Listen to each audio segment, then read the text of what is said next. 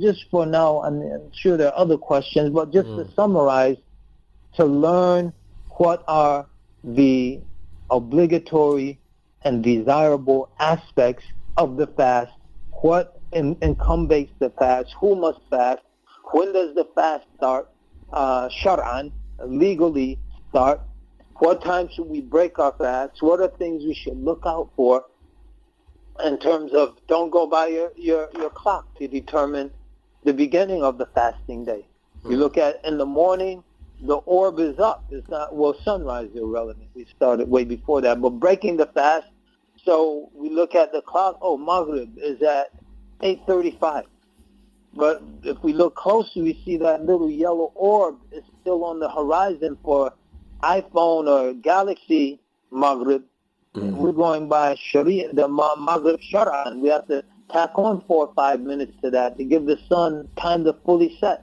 So all these little things we should try to learn in advance, so that when we start the fast, just like the prayer, we don't just jump on the prayer rug and then just see what everyone else is doing. We learn the prayer, we learn the integrals, we learn the sunnah, we learn the adab, we learn what violates the prayer, we learn the proper ways, rulings associated with tahara.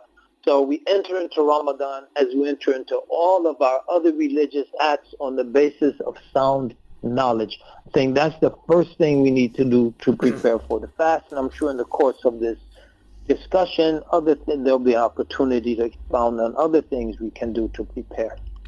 Jazakallah khair, Chef, and a fantastic opening, and I think it sets the scene for us to proceed onwards from here. Inshallah ta'ala. I think the key message there was to our listeners is to be prepared, right? To be prepared, to prepare yourselves, and to prepare yourselves means to acquaint yourselves, right, with the rulings and with the fiqh around that particular ibadah or that particular transaction or that particular muamalat that you're about to engage in. And I think generally, or sometimes, we as a community can become a bit lazy. We're going for Hajj, but we're not acquainting ourselves with the principles, with the rules, and we're always relying upon someone else to do that job for us. And I don't think that's the right ethos and the right mentality to have. And I think it's likewise as important that you're highlighting that point, that I can see the counter argument. People might say, oh, there's so many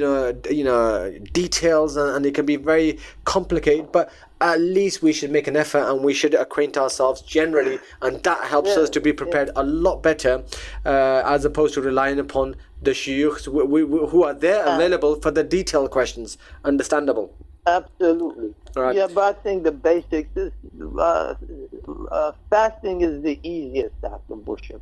Compare fasting and its ruling with Hajj. Or salah, or tahara. Just fast.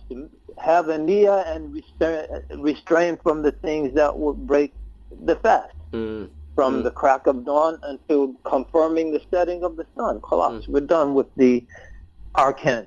That's it. So I think people would say these things are overwhelming. And then learning the other things, I don't think they're overwhelming at all. I think the point was made. We can be lazy, but we should remember these acts are fard ayn. They're incumbent upon every individual believer. They're not a fard kifaya. Someone does it on behalf of everyone else and the whole community is absolved of any blame. No, this is a fard ayn, and we should approach it as this is an opportunity, an unrivaled opportunity for us to get close to Allah subhanahu wa ta'ala.